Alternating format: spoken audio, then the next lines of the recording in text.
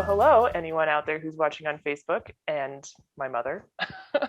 My name is Renee. I am the host of Speaking Volumes, Books, Writing, and the World of Publishing.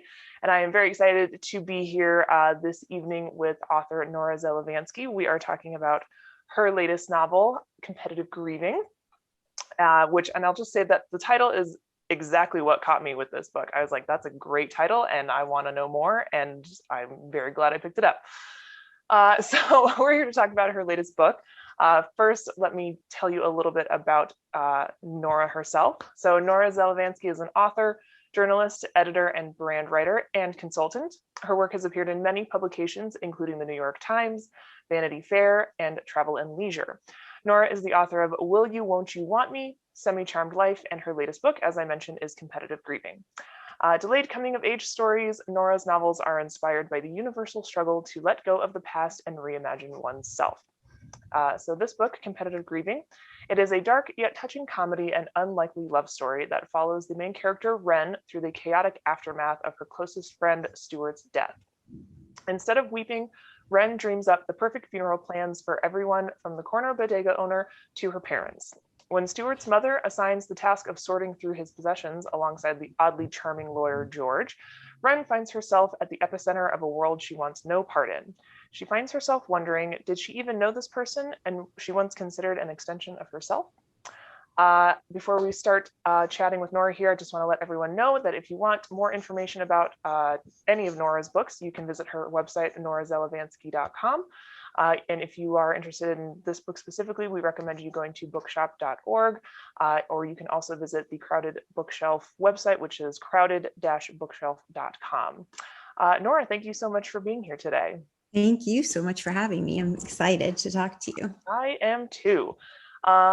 So I like to start, before we jump right into the book, start with what I've decided to call author icebreaker questions. Mm-hmm. So my first question for you is, if you could have tea or some other kind of drink with 3 writers, living or dead, who would they be?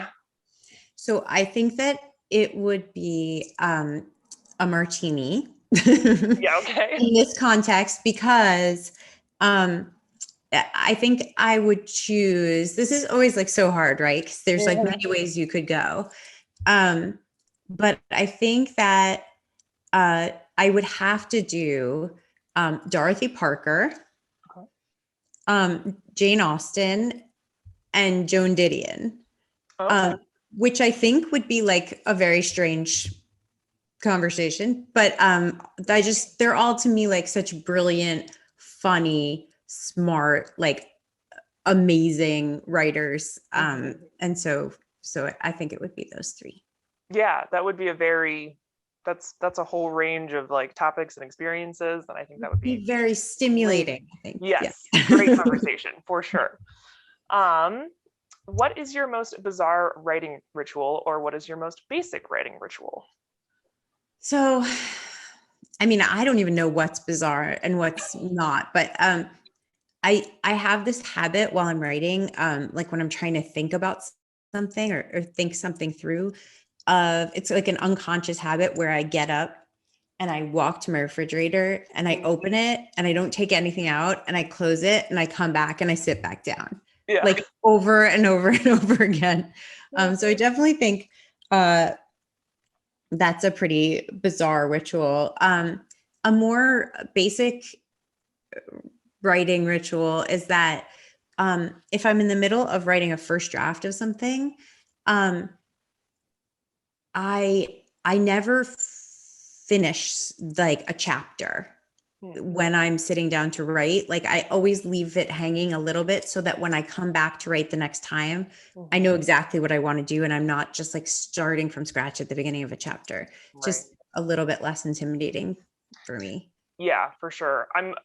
I do that sometimes myself in my own writing, but I do get mad at myself when I picked a really bad spot and I come back and I'm kind of reading and I clearly was about to set up something, but then I can't for the life of me remember what it was. What was it? Yeah, it's like, it was so good. And I didn't like leave like not even like a little like hint or anything. Oh, it's the worst.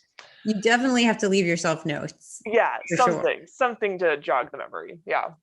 Yeah. Okay, last icebreaker question is, what is a genre of book that you haven't written but you would like to? Um,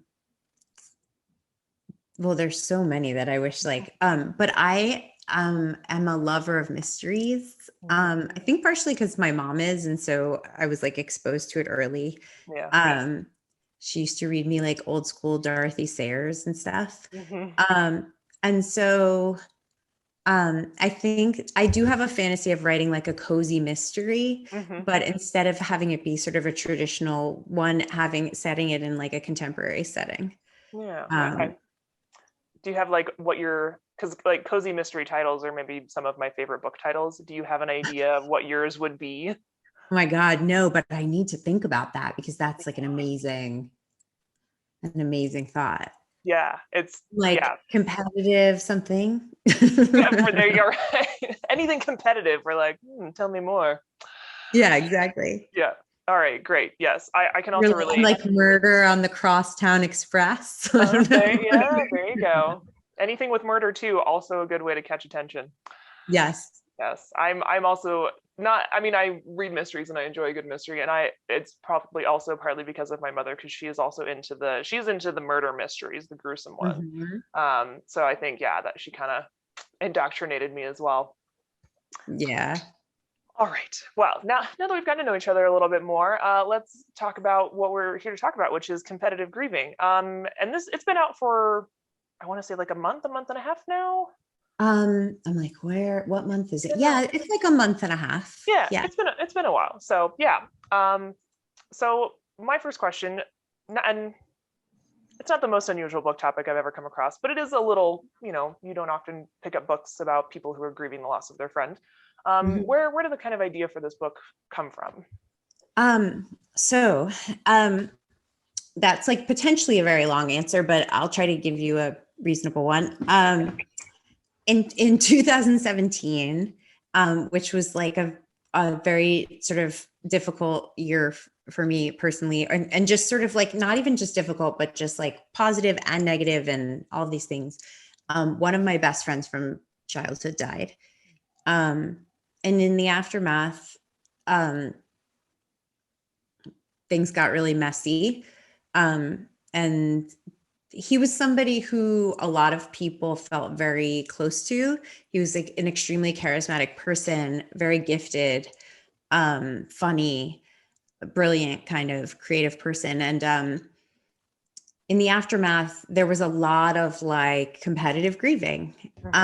Basically, people wanting to be recognized as like his closest person. And it was kind of shocking to me to realize like how many people felt like they were his like closest person, or one of them. And it really made me question like, well, am I right about this? Like, am I right about what our relationship was? And how do I reconcile this now that he's gone? Because it's like, I can't ask him. Yeah. And so it literally inspired, actually, and this has never happened to me before, but it inspired the title before it inspired the book. I literally was on the phone with a friend and I was like frustrated with some of the behavior, what I interpreted it as sort of not ideal behavior of some people in his circle. And I was like, I'm going to write a book called, I was like, it's like they're competitive grieving. I'm going to write a book called Competitive Grieving. Yeah. And he was like, okay. Yeah. And so I did. Yeah. Here So, 4 years later. yeah. Yeah. And so the book is not, the book is definitely not my story and the character is not him. And I really made sure to create like to differentiate in those ways. But I did in base it in some ways on my experience with that. Yeah. Yeah. I wrote that question down before I finished the book. And then when I finished the book, I kind of went through the acknowledgements and I saw that you had mentioned, I'm guessing the friend who you lost. And that kind of like, it was like, oh, that's probably the answer to the question. So yeah. Yeah, no, but it's good to know because I think people are often interested in like how much is personal or like how much is taken from real life and how much isn't in books. And in some ways, all my books are sort of a mishmash of that. And this one certainly is. Yeah. Yeah, definitely. I'm gonna, just because, this is kind of based on people that you've interacted with and everything, or, some of the behaviors. I'm going to jump ahead actually to a question specifically about the vultures, as they're so affectionately called. I mean, all of the characters in the book are very, like, they're very vibrant, and they're very, like, you can really kind of envision knowing a person like them in real life. So, you say that the story, it's obviously not your own story, and, your friend is not Stewart, but these other characters around Wren, going through this with her, were they kind of loosely based on specific people, or did you kind of more envision them as like stereotypes of the kinds of people that they are? Yeah, I think that's like a really interesting question. I think in general, when I write characters, I am always borrowing from things I observe. So when I see that somebody has I'm especially compelled when I look at somebody and I sort of unconsciously categorize them a certain way, and then I find out something about them that like shifts my understanding of them. Just the way in which people are like dimensional, like you think you see them one way and then they have this quality that like you wouldn't expect, Wow. And when I sort of see that, I think I unconsciously note it. Sometimes I write it down. And so when I create characters, and the vultures especially, they're really amalgamations. Like I'm drawing from like conversations I had. In some cases, there are things people really said, or things that people did that are sort of related. But in some cases, it's like me being like, oh my God, what if somebody did this? And, but like a character like Blair, who is kind of like, in my mind, one of the worst of the vultures. There's a million sort of experiences I've had that have informed the creation of that character. She's not one person, but she has pieces of many, not just people, but interactions that I've had. Yeah, definitely. Clearly not very positive interactions. Yeah. Not your favorite interactions. Not my favorite. Yeah. Well, and it was just like talking about my personal experience reading the book. It was definitely, and I think it was, maybe intentional, just as far as, the experience you want the reader to have. But, what I took Wren's side reading the book. I'm watching these characters do these horrible things, and I'm like, no, this is bad, and you're being mean to Wren, and stop it. Yeah. But I did have that thought when I was getting closer to the end of the book. I was like, are they going to have a redemption moment though? Like, they have to, right? And they kind of did. They all kind of did have their redemption moment, which was good. But I think, again, still kind of like Wren, like she acknowledged it, and she was like, oh, like, I appreciate that you kind of, said something. But deep down, you're also still like, you're still kind of a jerk though. So, I mean, I'll tell you just honestly that in my first draft of the book, I mean, no first draft of a book is ever what it ends up being, but in my first draft of the book, they were really not redeemed. Yeah. And I had a little bit of a hard time redeeming them. And then I came around to it partially for the sake of the arc of the book, but also because I think I started to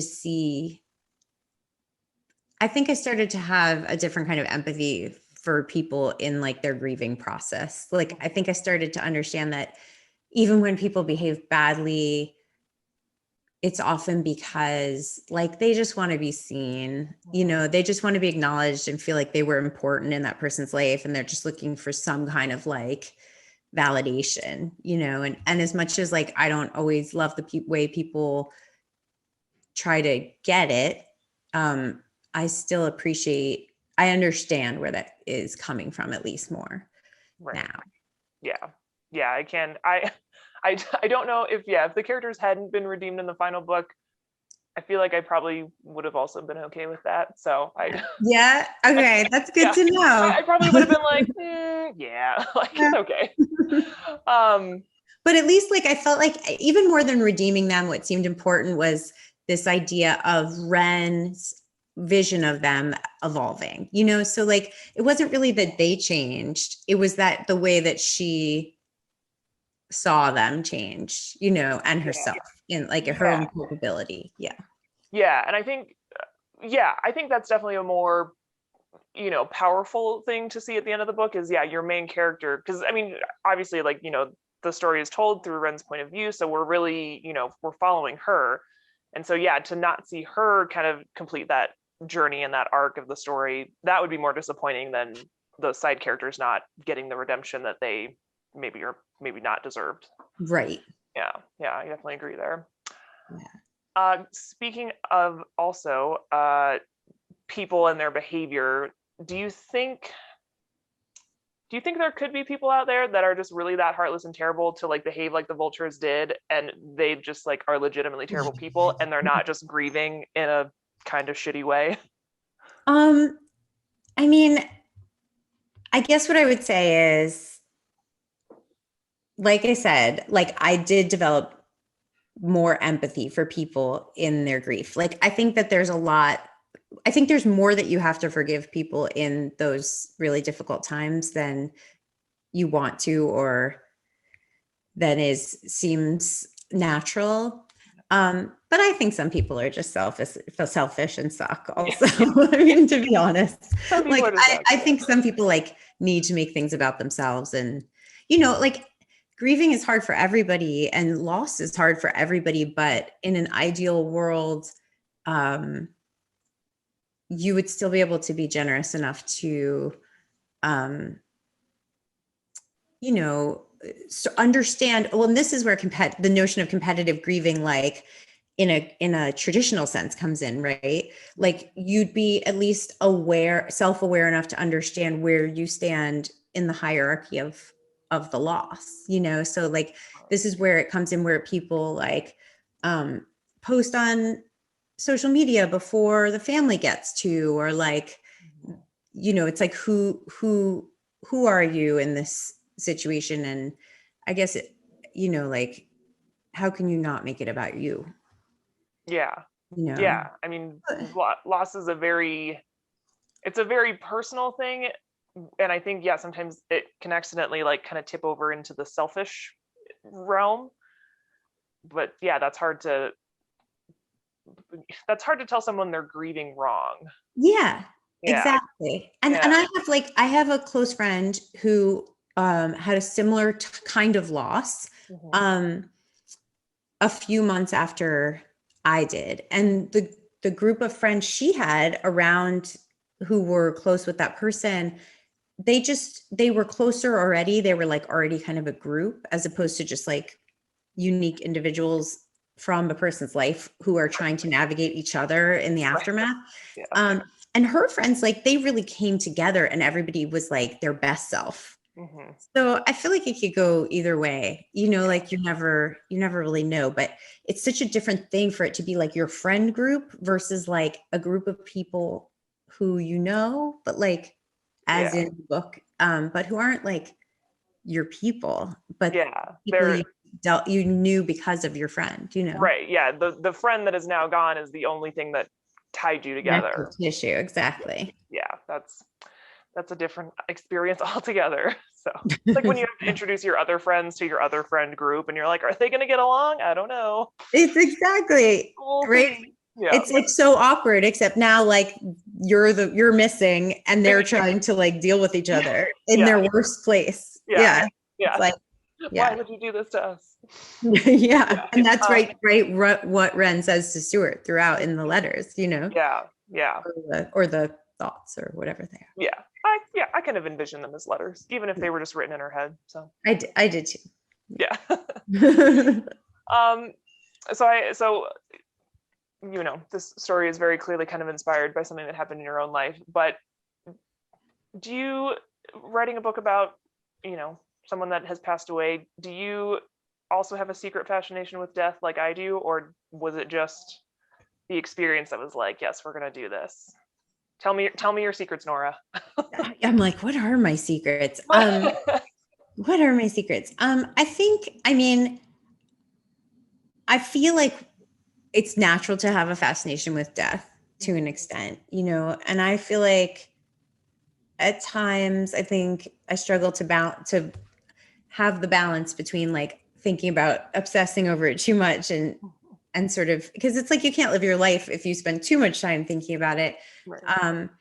but it's so interesting because you asked me that, and the first thing that comes into my head is that when I think I want to say like 16 or something, I went to visit a friend of mine moved to Wisconsin, and I went to visit her. Mhm. And on the plane ride home, I had to take like a small plane. And I've never been afraid of flying, but we hit like an insane storm. And it was like to the point where like suitcases were falling off the thing, and the pilot sounded real nervous. And it was like, and I literally spent I spent the flight, instead of like in crash position, writing a guest list for my funeral. Like I was like, who would come? Like, so I guess like I've always, in some ways that feels like a precursor to this, Right. I guess Yeah. I've always sort of, I'm interested in death. I'm interested in funerals. Um, and I also on like sort of, a more significant level, I feel like it's really, especially right now in the world. And of course, I had no idea there was going to be a pandemic and the book was going to come out in this time when there's been like so much loss, and so many people are grieving in so many different ways. I feel like the idea of normalizing conversations around grief, this idea that like you should be able to talk about it and you should be able to tell people when you're having a hard time, and that it doesn't just end after a funeral. That I feel like that's really important and something I think about a lot also. Yeah. Well, I would 100% agree with you. I do, again, I mean, I think, yeah, maybe everyone in their way has like a sort of fascination with death, maybe on different levels. Yeah. But I started my own kind of unexpected fascination with death maybe like a few years ago, and it was because I read Caitlin Doty's Smoke Gets in Your Eyes. I don't know if you've heard of this book, but it's her memoir of her working in a crematory.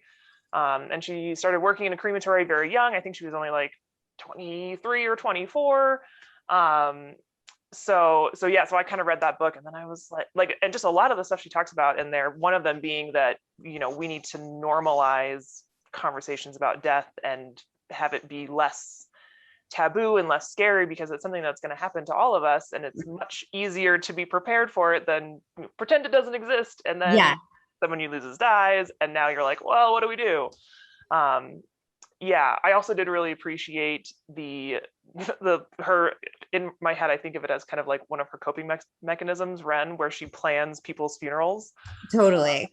I think maybe appreciated it a little more because I work in a funeral home right now, which is like, amazing, by the way. Yeah. Like, and did that book also move you to be like, maybe I could work in a funeral home?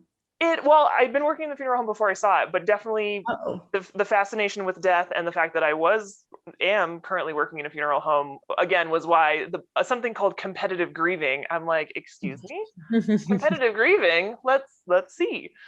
So the funeral home definitely increased my interest in your book. So they kind of tie together. It's just so interesting. I know that this is slightly off topic, but what do you do there? So right now I'm currently their office manager. I won't say where because I don't want to get in trouble. But so the primary thing I do is office stuff, which, coming from working 7 years in a bookstore, I have now determined, well, just in general too, I've determined that I can't do an office job. It's too boring for me. Right. But I do also help doing the removals. So going to where people have passed and bringing them to the funeral home. And I've done like stuff in the back as well, like getting bodies ready for viewings and things like that. So, and that has to normalize things to a certain extent. If you're like, that's like the in and outs of your day. Mm-hmm. Yeah. It is a weird, like we were talking earlier, where sometimes you'll make comments about things, and to you, it's your job and it's just kind of what you do in a day. But from an outside perspective, people might be like, that's a little weird that you just said that. And I'm like, oh, yeah, just to me, it's normal because it's my job. Like, I didn't mean it that way. Right. It is. It has normalized it in a weird way. But going back to your point, I mean, preparing for it and taking away that taboo of talking about death, I think is also very important because, like, it's a thing that's going to happen, and much easier for everyone to be prepared for it and be a little less just terrified of. I mean, I don't think anyone's ever going to get over their fear of death completely, but to be a little less frightful of it, I think, again, just benefits everyone. So yeah, I think so too. Yeah. Well, hopefully this book kind of, like you said, people reaching out to you, hopefully, again, it kind of helps people who are grieving, and maybe is kind of that sort of example of, it's okay to talk about death. And when you're upset over a loss, you should talk about it. I mean, I'm really hopeful that it's like, it allows for some kind of catharsis in that way for people, and like also just like a kind of commiseration. And then because it's like comedic, that hopefully like it sort of allows for some release in like the humor department too, Yeah. I appreciated that, the kind of sort of, level of self-deprecating humor, and the just kind of, I don't know how else the just kind of sarcastic, dry humor as well. I think that was nicely woven into the book to make it, it's a sad topic, but you have a little bit of levity in there. So yeah. And I think like, I mean, at least I hope it's not like it, I hope it isn't feel heavy, you know what I mean? Despite the heavy topic, that it's kind of hopeful. Yeah, I would say so. That's my personal opinion. Speaking of heavy topics, let's dive into some. I don't want to give away any spoilers, but mental illness does play a part in this book. How is it to write something like that into a book? Because I mean, obviously in the book, it's talked about as, or speaking specifically of the situation, it was something that was kind of hidden away and tried to be ignored, and we didn't want to talk about it. And it's mental health has certainly become a more prominent topic, and people are more aware of it nowadays, but it's still not completely. So I wonder what that was kind of like for you, trying to like do it justice in the book and make sure you talked about it in a respectful way. I mean, it was kind of it's sometimes I wonder, it's like there's certain choices you make when you're writing a book that are kind of unconscious, and then like you look back and you're like, oh, I totally agree with you. Talking about mental health and making that less taboo is also like a big sort of movement right now, and really important, I think. Interestingly, like, or not, like I'm historically somebody who's like a lot more anxious than depressed. But in the wake of losing my friend and certain other, like, the world felt very in flux in 2017. We had a new president, and things just felt like they were changing. There were just a lot of like sort of losses. And I actually had a baby, my second kid, and who was a source of total joy, I have to say, like total, like that really like saved me in certain ways. But I think I was like depressed for the first time in my life, really. And I would just spend, at the time, I don't know if I would have characterized it that way so much as I was just like sad and like, but I would spend my days like with this baby, and he was so easy. He was like he was like the baby I could handle at that moment. But my husband would actually like make fun of how I was like always listening to like really maudlin, like indie music, and like, and I would just like sort of like cry and walk around and like hug the baby and like, and I think I didn't even realize what was happening at the time, but I think in retrospect, that might have been why I chose that particular issue for Stewart. Or I guess I've just sort of whatever, okay. Or whoever the character is who has Stewart or whoever, whoever. But so like I think like it was kind of cathartic to write about that and to think about it, and then especially the idea of like trying to hide it in certain ways, and why that doesn't work to anyone's benefit ultimately, and that kind of thing. It feels like important to talk about, Yeah, definitely. I'm also curious because there were a couple, and of course now I can't remember exactly what they were, but the section in the book where Wren kind of finally goes to look at his social media, Stewart's social media, Mm-hmm. there was just like one very short line. I don't remember what it was exactly, but it was just a line that really kind of struck me as far as the way social media now plays its part in someone's death. And it was actually kind of funny too, because I think I read that, and then a few days later I saw someone that had tweeted, that, oh, like I lost my mom today, and wrote something about it.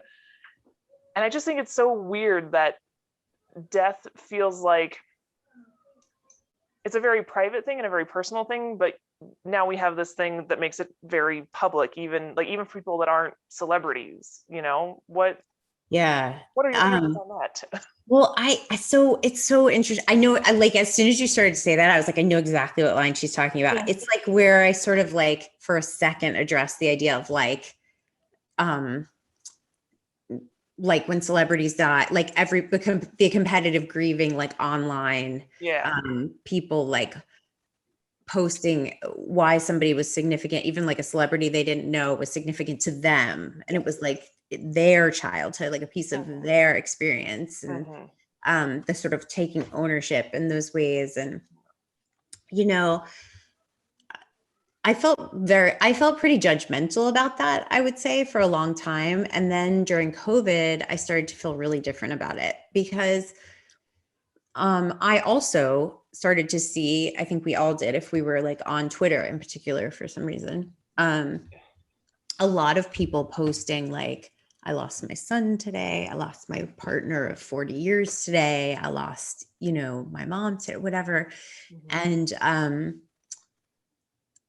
people were so isolated and like locked down. And it was like a way to find community, in this like super difficult time. And inevitably, like it was really interesting to me because I would go and read the whole feed when I saw that.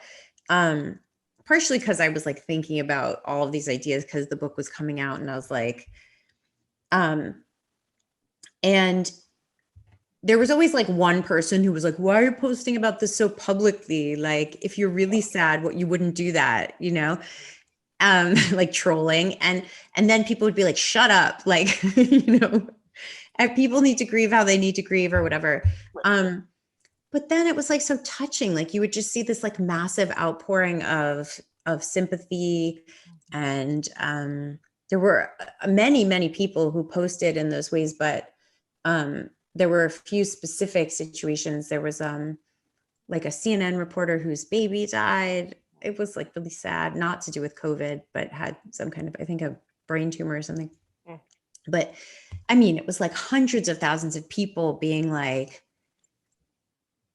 like, I'm so sorry for your loss. Like, truly, like, so sorry, and coming from like the corners of the globe, and like everybody's like locked down in their homes. And in some ways, what started as sort of like an expression of like kind of growth, what felt kind of gross when it was like back in the day on Facebook talking about like celebrities, started to become something that I saw as like community in like a legitimate way, so I think not only has my perspective on it evolved, but I think that the world has changed, like, I mean, people had no other option, and they couldn't, as they couldn't even have funerals, and that kind of thing, like all those rites of passage, all those like ways that you're supposed to try to like mark what happened and try to move past it, like they didn't exist. So like people invented new ways. I don't know. Do you see it as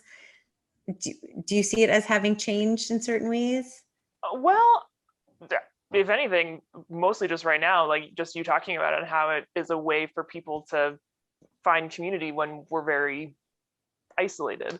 I didn't even really think about it that way, but yeah, I mean, that's a really valid way. And again, there's no wrong way to grieve. I guess there's shittier ways to grieve, but there's no wrong way to grieve. So again, if someone feels they need to put this out there in that public way for whatever kind of validation or acknowledgement or whatever, I mean, that's their business, I suppose. Like no one should tell you maybe some people should tell certain people what not to post on social media. Right. But for something like that. For their own benefit. Yeah. Yes, right. This is for you and for us a little bit.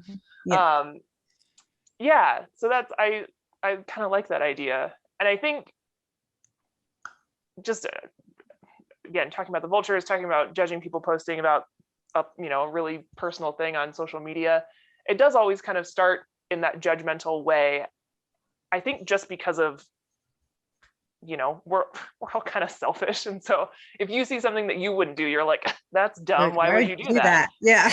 But then you have to remind yourself, it's not about you. That right. Like they're not, and isn't that just Twitter all over, right? Like you see something and it's like, none of this has to do with you. I didn't post this for you. You're just freaking out about it.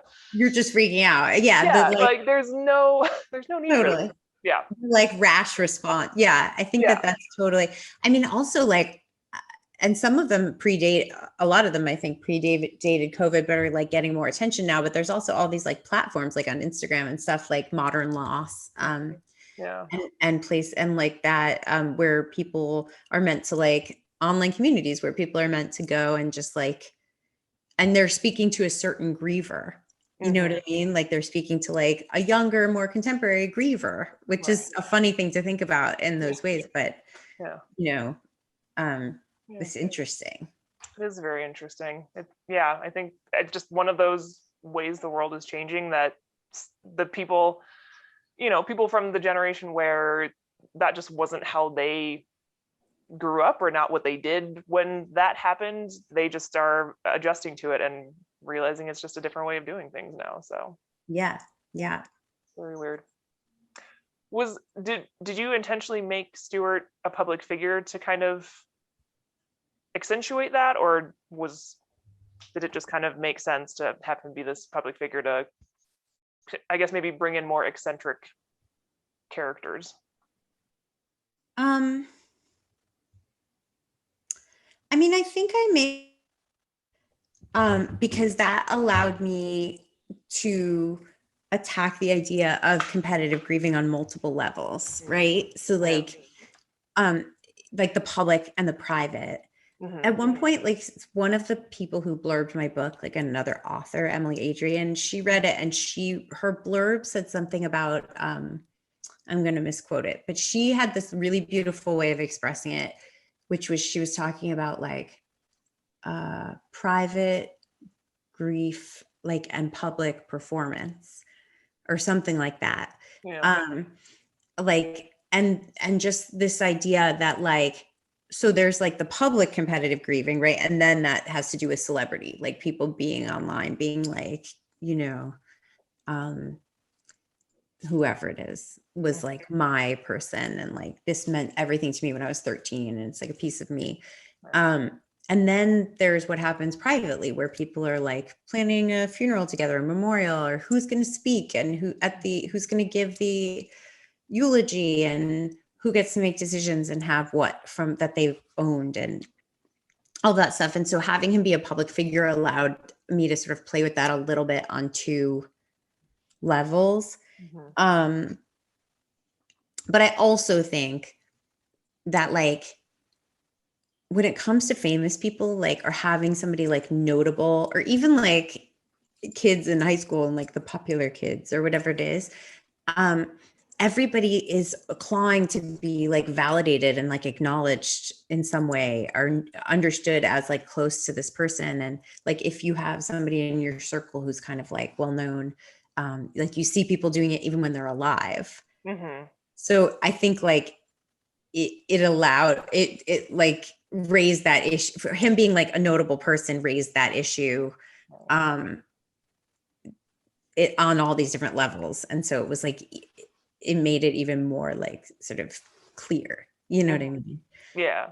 But I also am kind of obsessed with like the idea of like fame, because I'm obsessed with how obsessed other people are with it. Like, I'm like, and that might have to do, like, I grew up in New York, and then I lived in LA for like all of my 20s.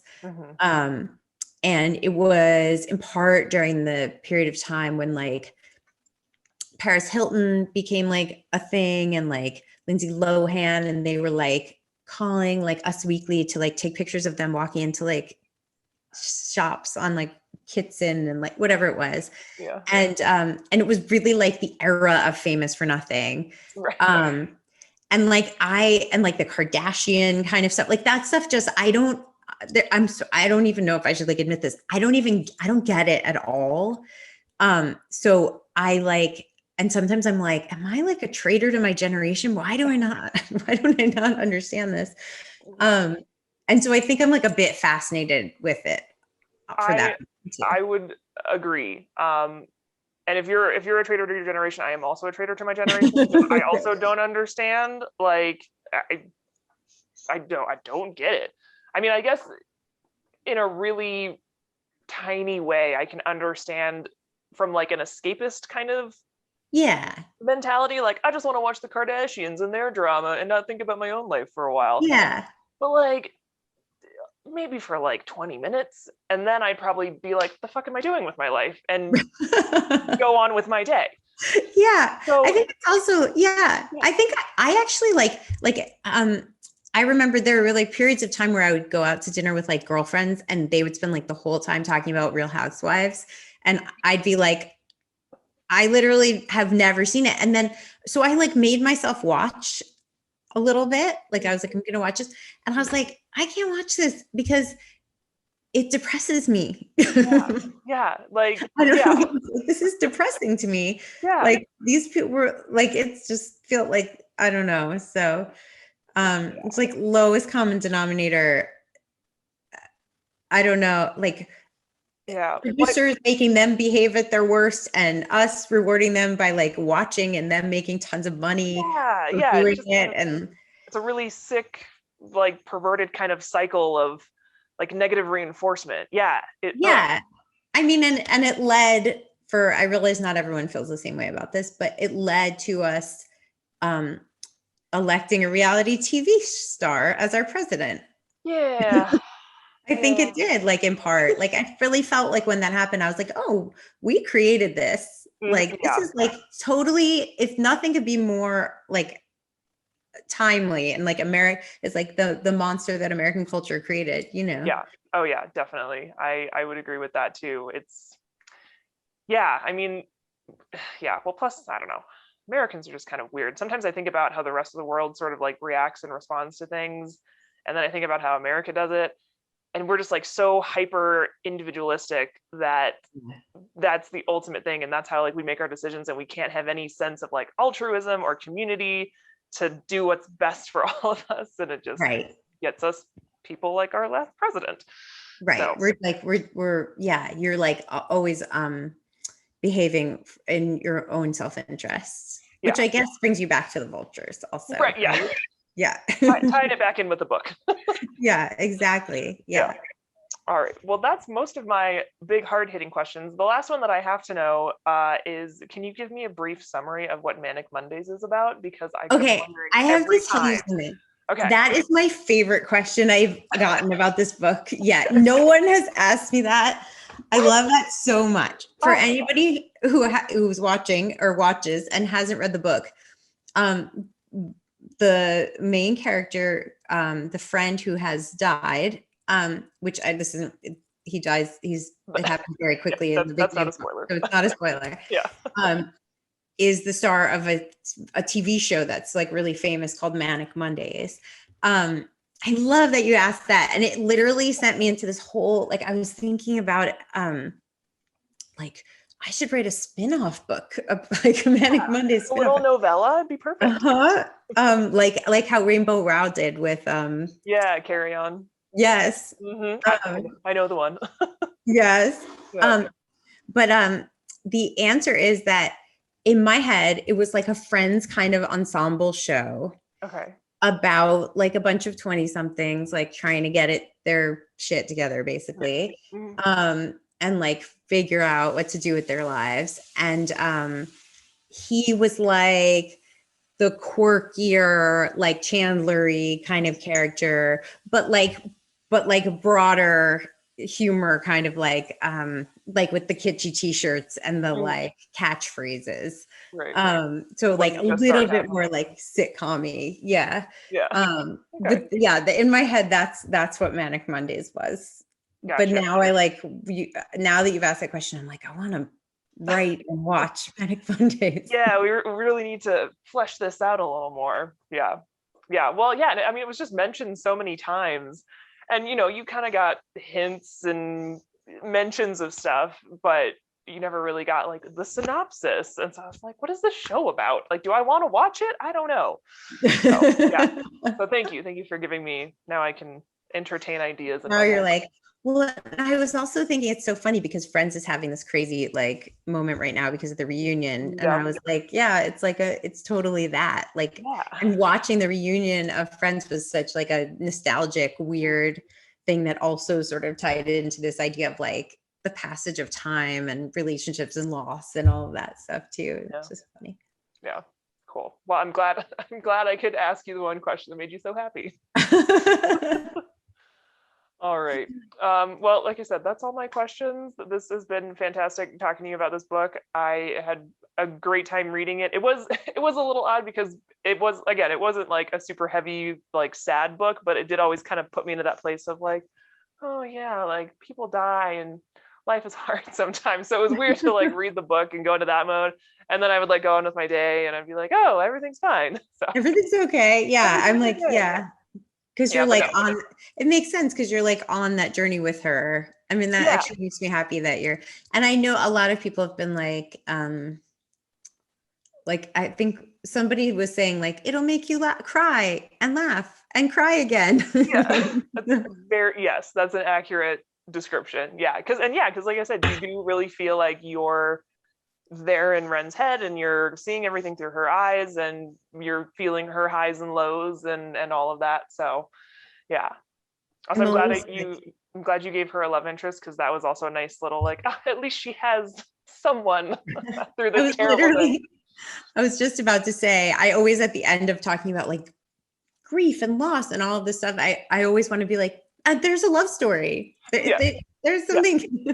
It's not just the sad stuff. There's love stuff too. It's good. Yeah. No, and actually, I don't know. I'm sorry. I'll totally. No, I know. I mean, I'm not in a rush. I'm just. Yeah. But I'm because a bunch of people have recommended it to me because of the topic. I'm reading Beach Read right now. Have you read that? Love Beach Read. Yes. And I was like, whoa, this is like really in a similar vein in certain ways. She lost her dad, right? Yeah, that's like the premise is that she's like mourning her dad and also like it's similarly like her understanding of who he was versus who she found out he was after he died. Because it's been a while since I've read it. It's all coming back to me now. Yeah. And it's like, but then there's like all this banter and like romance. And anyway, I was like, oh, see, I'm not the only person trying to. You're not the only one. Lost through love and humor. Yeah. That's probably the best way to process it if there are best ways. So yeah. Beach Read is great. I've got her other book actually. People We Meet on Vacation, I think. Oh, yes. So I have that one. I still haven't picked it up, but I'm very excited to because Beach Read was just like fantastic. So I also just kind of, it had that extra little like allure because it was about writers, and I'm like, oh my God. Yes. She like now I'm getting really off course, but and she goes off on this whole thing about like the character does about like women's fiction and why is there a category called women's fiction? And if I was a man, it would just be called fiction. Right. And like, and I was like, that exactly. Like, I was like, yes, this. Yeah. No. Yeah. When anytime like I hear the word chicklet thrown around somewhere, I'm just like, who said it? Who said it? Right. Have a conversation. Yeah. Yeah. Yeah. Like, no, it's just fiction. Yeah. That predominantly women like, but that's not the thing. That's not the thing to focus on. Yeah. And actually, interestingly, the last few people who have, I was telling you, I know beforehand that one of the wonderful things about this book is that people have been reaching out to me to share like ways in which the book has sort of helped them a little bit or feel like seen in their grief, their own like real life grief. And it's just like, that's an amazing thing for me, just very rewarding for me to feel like it could have that impact. But the last few people who have reached out to me have been men.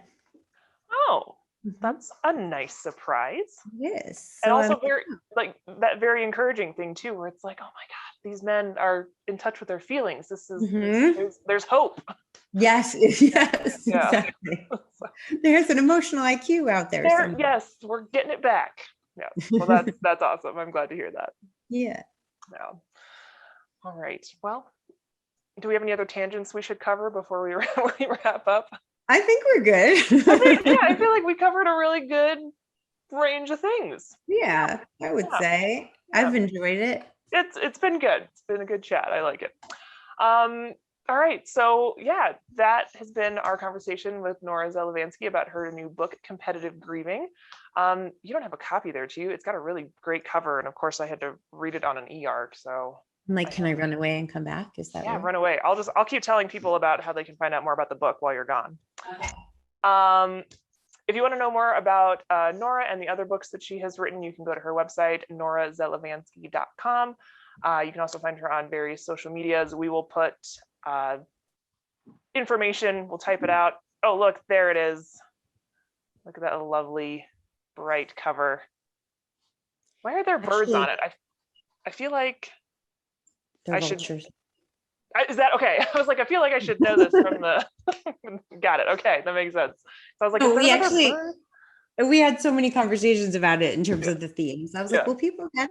Do they look like vultures? But ultimately, it turned out to be so beautiful. It doesn't even matter. But it's just a nice cover anyway. But yeah, a nice cover. And actually when I received the books, which is always like a wonderful experience, like when you get your box of like books for the first time, you know, and you like have your book. I knew what the cover was going to be, obviously, but I had no idea what the actual book would be underneath. Oh yeah. The actual book is so pretty. It's like blue with pink. It's really nice. Here. Oh, yeah. That's always exciting. Yeah. The undies as, oh yeah, that is nice. Yeah, I don't know. It's just I don't. That's my pitch. Oh, and it has gold. No. Oh yes, it's got a really nice color scheme. I like this. All right. What was I saying? I was telling people to go. Oh yes, we'll put social media information and website information in the credits of the video and in the video description, so you can find whoever you need. I feel like I might have lost Nora. If you want more information about the book, you can also go to crowded-bookshelf.org, or you can go to bookshop.org and, find Nora's book and many other great ones. Thank you so much for tuning in and watching. Nora, thank you so much for being here. This was a great conversation. And, thank you. It was so fun. Yeah, I was also looking at your other books. I will probably go back and read them because they also sounded fun and interesting. Oh, good. Thank you. Read Nora's books because this one was good, so the other ones are probably also good. All right. Thank you so much. Yeah, this has been great. Thank you again for everyone who's watching. This has been Speaking Volumes. I've been Renee. This has been Nora, and we'll catch you on the next episode.